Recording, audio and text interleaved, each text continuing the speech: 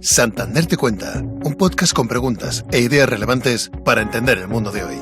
Con la vista puesta en las inminentes elecciones europeas del próximo 9 de junio, en este nuevo podcast abordaremos la importancia de las decisiones que se toman dentro de las instituciones europeas. Bruselas es el epicentro, en el que se negocian una gran parte de las regulaciones que guían a miles de empresas y afectan a cerca de 500 millones de personas de diferentes países. Alicia Sánchez Arellano, responsable del área de Public Policy y Relaciones Institucionales de Banco Santander en Bruselas, nos explica en este nuevo capítulo cómo funciona el Parlamento Europeo y por qué es importante la participación de todos los ciudadanos en estas elecciones. Alicia Sánchez, buenos días, ¿cómo estás? Muy bien, muchas gracias. Oye, encantadísimos de tenerte aquí en Santander Te Cuenta, en nuestro podcast en el que, te tenemos recién aterrizada de Bruselas. Bueno, muchísimas gracias a vosotros por la invitación, porque realmente en Bruselas, como ahora os comentaré, se cuece muchísimo y creo que es muy interesante que, nosotros intentemos acercaros a esa realidad. Yo no sé si todo el mundo conoce, y creo que tú nos vas a poder contar y explicar muy bien, cómo funciona el Parlamento Europeo. Bueno, muy sencillito y muy breve, porque son instituciones con unas dinámicas complejas, pero el Parlamento Europeo es una de las 3 instituciones que gobiernan la Unión Europea junto con el Consejo y la Comisión, y es el único órgano cuyos miembros, los parlamentarios europeos, son elegidos directamente por los ciudadanos de los 27 Estados miembros mediante elecciones cada 5 años. Esto lo diferencia del Consejo, donde los miembros son los representantes del gobierno de turno de cada Estado miembro y, por tanto, se va renovando según hay elecciones nacionales, y de la Comisión, que es un organismo ejecutivo formado por funcionarios, dirigido por una capa política de comisarios. En el Parlamento Europeo hay más de 700 parlamentarios que representan a los partidos presentes en los países y que se agrupan según sus familias políticas. Existe una gran variedad de grupos, pero los más importantes actualmente son el EPP, que serían los populares, S&D, los socialistas, y Renew, que son los liberales. Estos 3 grupos conforman la llamada mayoría de consenso de centro. Los parlamentarios luego se especializan en comisiones, siendo ECON la más importante para nosotros porque es la que se encarga de temas financieros y económicos en general. Aunque cada vez más, como nos afectan cada vez más temas transversales, pues también toman relevancia para nosotros comisiones como ENVI, que lleva la Agenda Verde, ITRE, que lleva Industria y Energía, o INCO, que lleva el Mercado Único y es muy importante en políticas digitales. A diferencia de los parlamentos nacionales, donde prima la afiliación política, el Parlamento Europeo se mezclan las dinámicas de partido con las dinámicas nacionales. Y es cierto que no es raro encontrarte con miembros de un mismo partido que tienen posiciones distintas dependiendo del Estado miembro. Si yo, por ejemplo, como ciudadana, no considero que sea muy importante ir a votar, no creo que tenga mucho sentido o que sea demasiado decisivo, ¿cómo me convencerías para animarme a que fuera a votar y cómo me transmitirías esa importancia de las decisiones y de a lo que nos enfrentamos en los próximos meses? Bueno, lo primero, recordaros, elecciones europeas. Del 6 al 9 de junio en toda Europa. En España, el 9 de junio. Uh-huh. No os olvidéis de esta fecha. Tomamos nota. Tomad nota. Siempre es importante ir a votar. Cualquier elección, cualquier oportunidad que te den de ejercer un derecho al voto, como ciudadano, pues hay que aprovecharla. Pero estas elecciones son particularmente importantes porque Europa se encuentra ahora mismo en una encrucijada. La Unión Europea se enfrenta a una serie de desafíos muy urgentes que requieren acciones decisivas y cohesivas. Europa debe abordar de inmediato varios retos, como la invasión de Ucrania por parte de Rusia, la transición verde y digital, el envejecimiento demográfico, la posible ampliación hacia el este. Pero además, Europa ha perdido mucha competitividad en los últimos años debido a factores externos, como la competencia de China y Estados Unidos, pero también a factores internos, como la regulación abundante y compleja, que lastra muchas veces el desarrollo de nuestras empresas, y la falta de voluntad política para avanzar en un mercado único que permita a nuestras empresas ganar escala dentro de la Unión Europea. Sin embargo, tenemos buenas noticias, porque la Unión Europea se ha despertado y ahora reconoce la necesidad de poner la competitividad en el centro de su agenda. Las instituciones europeas han encargado informes a figuras clave como Mario Draghi o como Enrico Letta para configurar la agenda de los próximos 5 años. Las decisiones que tomemos en estas elecciones determinarán las acciones de la Unión Europea durante este periodo crítico, que será determinante para reforzar la prosperidad en Europa. En un mundo, como os decía antes, ¿no?, de bloques, donde la única certidumbre es la continua incertidumbre, ahora más que nunca necesitamos una unión fuerte y cohesionada. Yo suelo decir que si la Unión Europea no existiese, ahora habría que inventarla. Tenemos la suerte de que exista y ahora lo que nos corresponde como ciudadanos pues es asegurar que siga viva y en buen estado. Así que yo os digo que votar en estas elecciones no solo es un ejercicio de democracia, es un acto de responsabilidad. Y pues el hecho de que Europa no sea perfecta, que todos sabemos que no lo es, no puede ser una excusa para que nos desentendamos de su futuro. Me gustaría preguntarte, Alicia, por la posición de las empresas europeas que compiten en Europa. ¿Estamos en una posición de desventaja respecto a otros continentes? Bueno, pues efectivamente.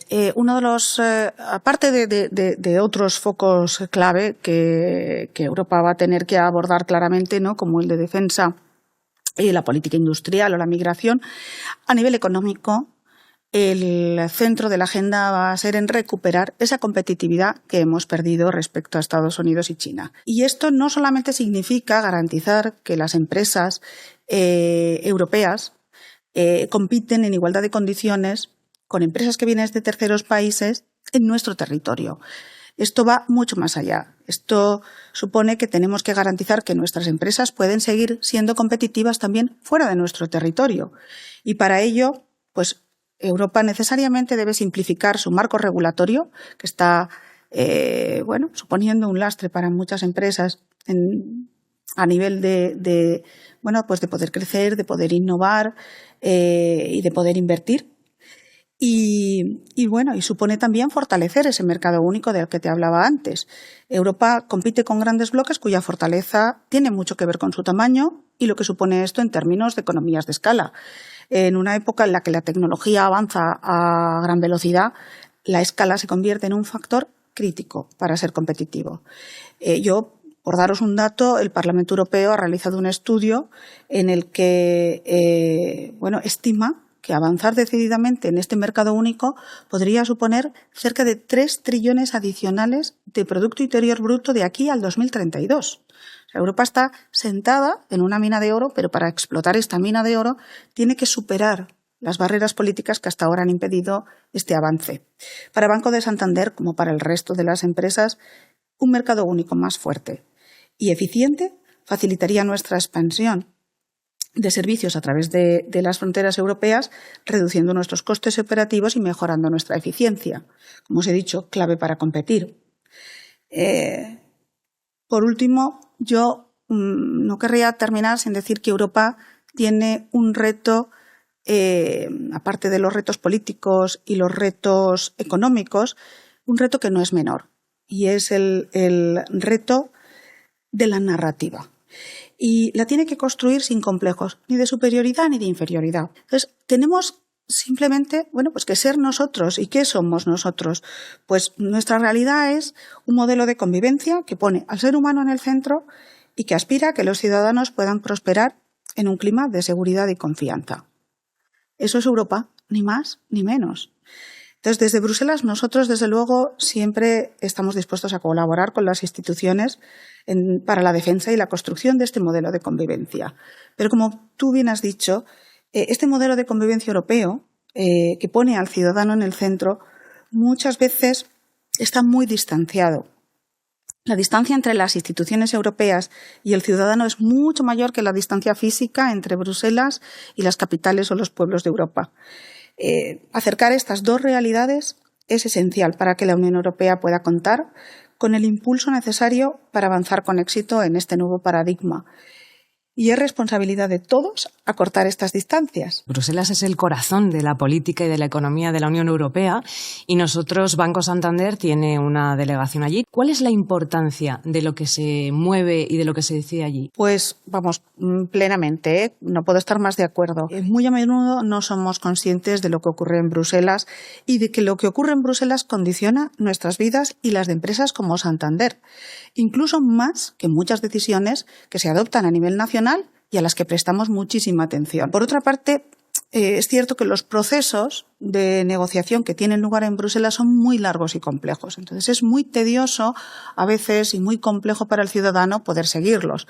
En las decisiones intervienen nada menos que 3 instituciones. La Comisión Europea, que tiene la potestad exclusiva de proponer legislaciones, el Parlamento Europeo, que representa a los ciudadanos europeos, y el Consejo Europeo, que representa a los gobiernos de los Estados europeos.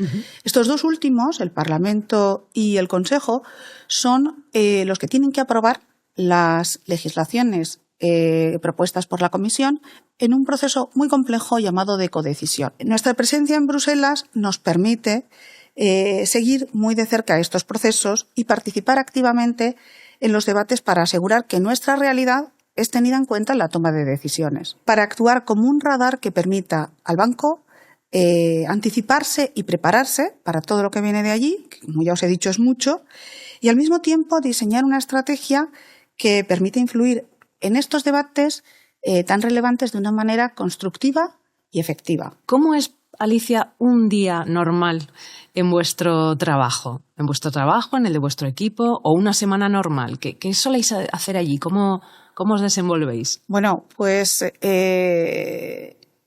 nosotros dedicamos muchísimo tiempo a las relaciones, como podéis imaginaros.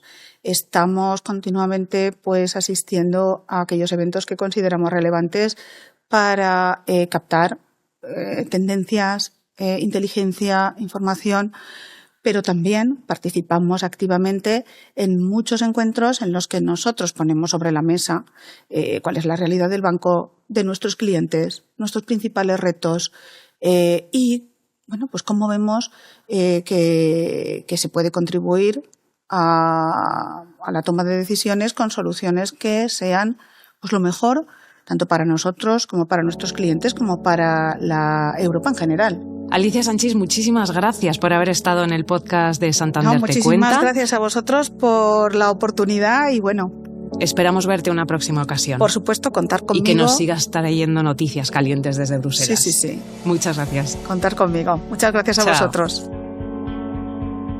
Si quieres descubrir más conversaciones interesantes, visita nuestro canal de Santander Te Cuenta en las plataformas de YouTube, Podimo, Spotify, Apple Podcast e iVoox.